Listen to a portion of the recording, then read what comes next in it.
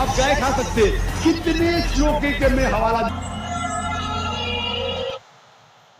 Confuse रहते तो हम क्या मान लें कि कोई भी चीज शाश्वत सच नहीं होता। It's mentioned as you read, chapter number 32, verse number 3. न तस्य प्रतिमा अस्ति. Of that God, there is no प्रतिमा. न तस्य प्रतिमा अस्ति. उस भगवान, उस खुदा की कोई भी प्रतिमा नहीं है।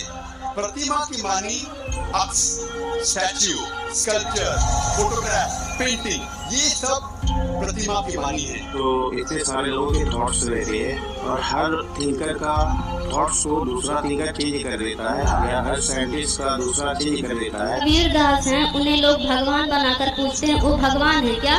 तो पुण्यात्माओं, जो गायत्री मंत्र है ये तो एक मंत्र है, श्लोक है, तो ज्ञान तो है भगवान का, लेकिन वो लाभ मिलेंगे इस दास के पास वो करेक्शन ये लाइन में है परमात्मा का। आपका प्रश्न है कि ब्रह्मा कुमारी इसका धर्म कौन सा है? आप उन प्रश्नों का उत्तर पाना चाहते हैं जिनका उत्तर किसी के पास है नहीं। So milk can become curd, but curd can never become. So Krishna can become Shiva, but Shiva cannot become. That is the difference between Shiva and Shri Krishna or Shri Vishnu is the Supreme Lord because He is the cause of all causes. He is the origin of all origins. He is the creator of all creators. He is the Lord and Master of all lords. लेकिन शंकर जी ना ही जी की category में है और ना ही विष्णु जी की category में। वो स्पेशल रोल्स के साथ एक स्पेशल पोजीशन है। वैष्णवों में सबसे ज्यादा जो सबसे ऊंचे स्तर पे हैं भगवान विष्णु को मानने वाले लोगों में वो भगवान शिव है। Brahma says Krishna is God. But Shiva says Krishna is God. Indra says Krishna is God. Varuna says Krishna is God.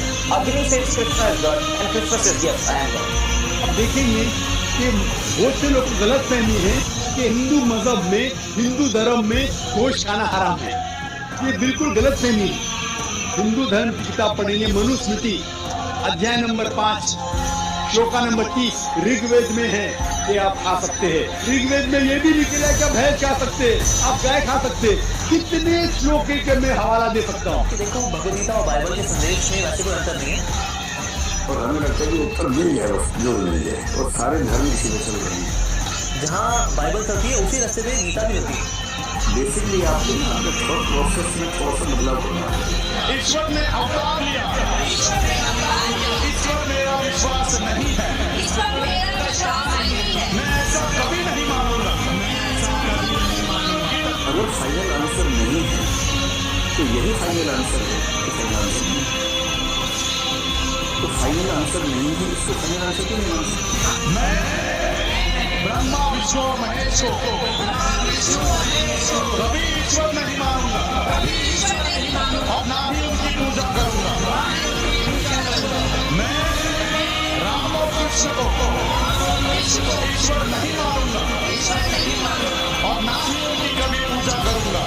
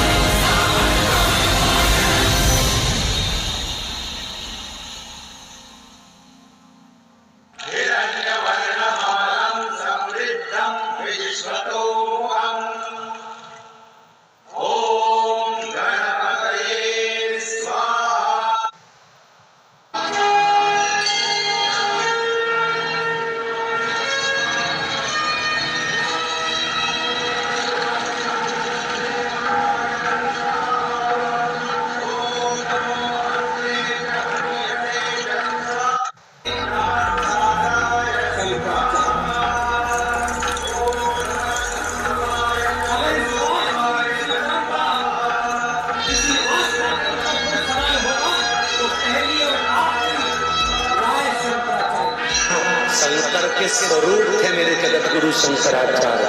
और आज भी भारत की भूमि के चार पीठ पर जो चार शंकराचार्य बैठे हैं वो भी शंकर का स्वरूप है, वो साधारण नहीं हो सकते।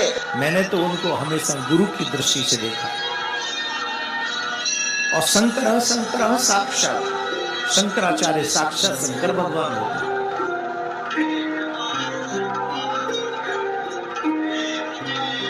और शंकराचार्य हमारे देश के धर्म के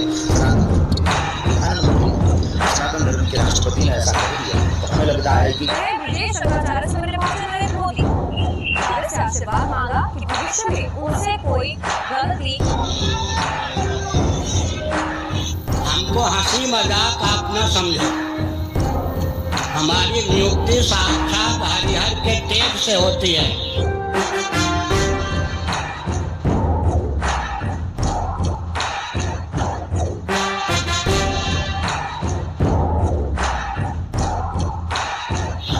चुनाव के माध्यम से शंकराचार्य नहीं बनते।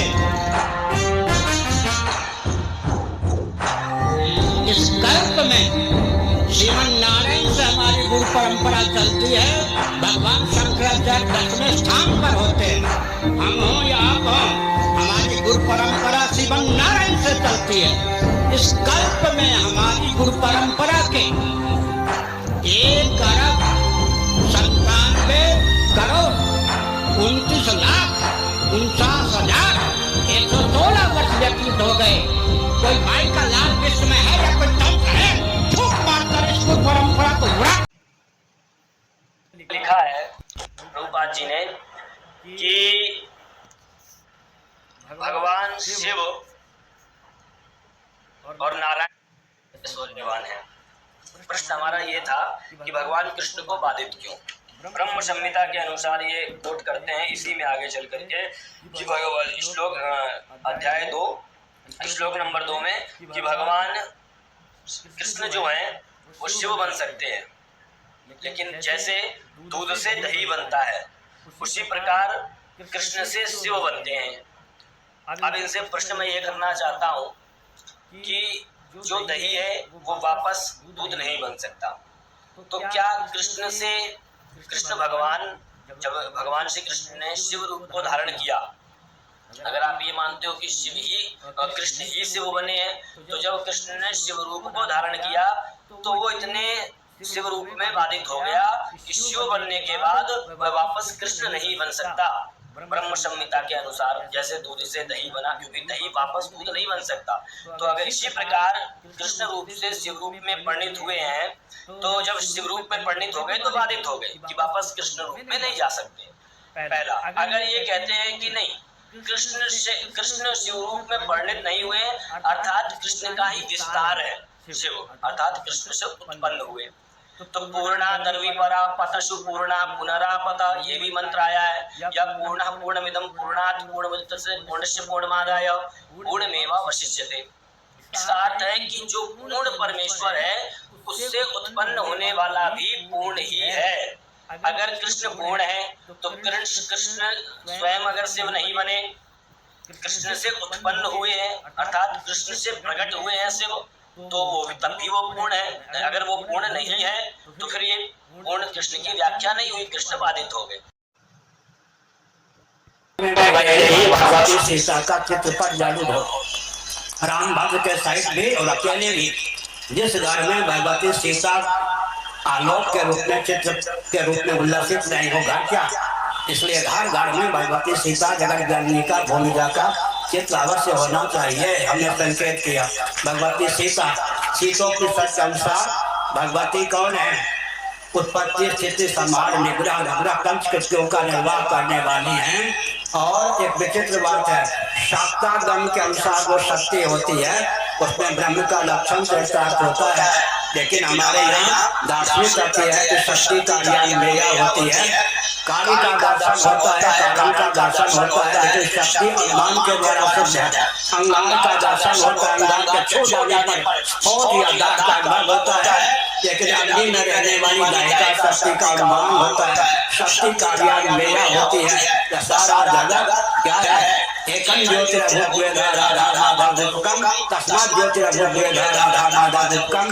एक परमात्मा तत्व ही लीला पूर्वक श्री राधा माधव के रूप में भगवती सीता के रूप में श्री राम भगवान के रूप में उल्लसित है। सीतों के सब में भगवती के 3 रूप है, भूदेवी और स्वर्ग की लक्ष्मी। लक्ष्मी श्री और अंत नीला, नीला सबसे अंतरंग शक्ति है। श्री राम संप्रदाय में नीला भगवती के बहुत आराधना होती है। भगवती के 3 रूप है, भूदेवी उपलक्षण है, भूर भुवस्व पृथ्वी जल तेज वायु इन सब का अधिष्ठात्री देवी के रूप में भगवती सीता उद्भासित है। भूदेवी के रूप में, स्वर्ग में लक्ष्मी के रूप में, वैकुंठ में लक्ष्मी के रूप में भगवती विद्यमान सीता जी। और हमके सत्संतरंगा शक्ति का नाम है नीला देवी। नीला देवी का चित्रण किया है तुलसीदास जी ने। हमारे पूर्वज धन समय स्वामी का काती महाराज का विनय पत्रिका का पद है, जिस पद के अनुसार नीला देवी के रूप में सीता जी को उद्भासित किया गया है। काबुक अम्म अवसर पर नीला देवी क्या करती है? किसी जीव का उद्धार करने का संकल्प उनके मन में होता है तो भगवान श्रीपति वैकुंठनाथ विष्णु भगवान प्रमृत होते हैं, हर्ष से प्रफुल्लित होते हैं। उनको हाव भाव कृपा कटाक्ष से अनुकूल करके तो कहते हैं क्या चाहती हो बोलो, तो चाहती हो तो हाँ महाराज।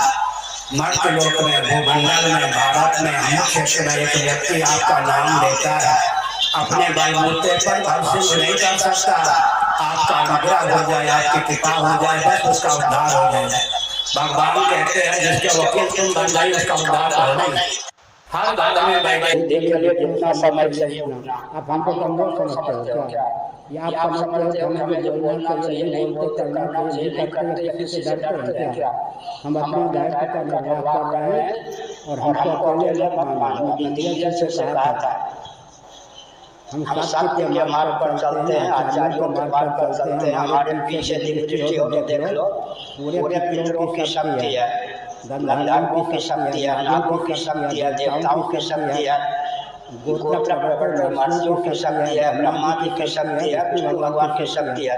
व्यासपीठ पर प्रत्यक्ष व्यक्ति कमजोर नहीं होता, म्याऊं करने वाले हम लोग नहीं होते, समझ गए? हमारे साथ जितने देवी देवता आदि हैं सबकी शक्ति हम तो ऊपर देखते खिलौना के समान है, यंत्र के समान। हम अकेले नहीं हैं। दिग्विजय ने कहा था हमारे पीछे नहीं, हमको जो आगे कर रखा जो के द्वारा देश की मर्यादा सुरक्षित थी। और जब तक देश में वर्णाश्रम व्यवस्था रही तब तक देश स्वतंत्र रहा। बौद्धों के समय से वर्णाश्रम व्यवस्था में न्यूनता आने पर हम परतंत्र हुए हैं। परसों सज्जन कह रहे थे सांप्रदायिकता घातक है, कोई कहते हैं वर्णाश्रम घातक है। अगर हमारे पवित्र शब्दों का इस प्रकार सूचित किया गया तो कल वर्णाश्रम भी घातक है और मानव भी घातक है कहकर भारतवर्ष को नाश के कगार पर पहुंचा दिया जाएगा। चाहे देवी हो चाहे पुरुष हो, सबको संलग्न होकर देश की परिस्थिति पर विचार करना चाहिए। नहीं तो रामायण महाभारत की या राशि महाभारत की परंपरा जो रह जाएगी। ईश्वर जी पर मधुपीठाधीश्वर जी पर मैं क्यों लट्टू? मेरी दृष्टि में मेरे बहुत लाडले पाडले, क्योंकि इन्होंने जीवन में अहंकार को आगे नहीं किया। गुरु गोविंद ग्रंथ के चरणों में अपने आप को समर्पित किया है। सचमुच में आजकल जिस स्वस्थ क्रांति की आवश्यकता है उसमें आप जैसे मनीषी जिन्होंने सनातन विधा से गुरु गोविंद ग्रंथ का अवलंबन लिया है वही साथ दे सकते हैं और साथ लेने में समर्थ हो सकते हैं। सज्जन सब कुछ अन्याय हुआ है गंगा के प्रति, हम लोगों ने अन्याय किया। सरकार शर्मा जी ने कहा सब कुछ अन्याय हुआ है गंगा के प्रति, हम लोगों ने अन्याय किया, सरकार ने अन्याय किया, ठेकेदार ने अन्याय किया, हम तो उनके अधीन मैनेजर हैं। लेकिन शंकराचार्य जी हिंदुओं में कोई दम खम नहीं है जो हमको टोक सके या सरकार को टोक सके। मैंने हृदय में भाव रखा, मेरे हृदय में आया कि मुझे जरा देहरादून पार करने दो, समझ गए?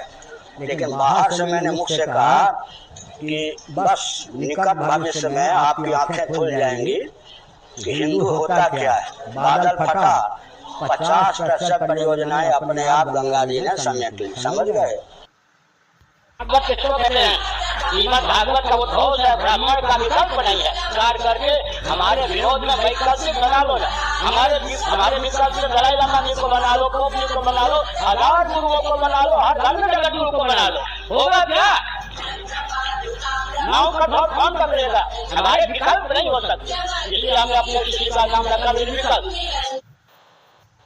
सनातन धर्म निर्विकल्प है, ब्राह्मण का कोई विकल्प नहीं। ऐसे हैं वर्तमान समय में कुछ लोग ऐसे हैं जो वर्ण व्यवस्था के मूल स्वरूप को स्वीकार नहीं करते। ऐसे लोगों की ही संख्या अधिक है और वो मनमाने तरीके से गीता के श्लोकों को भी तोड़ मरोड़ के प्रस्तुत करते हैं। चातुर्वर्ण्यम मया सृष्टम गुण कर्म विभाग सा। तो कहते हैं 4 वर्ण जो है गुण और कर्म के विभाग से है। इसका मतलब है कि जन्म से कोई जाति नहीं है, कर्म से ही गुण और कर्म के अनुसार जातियों के विभाग कर दिए गए।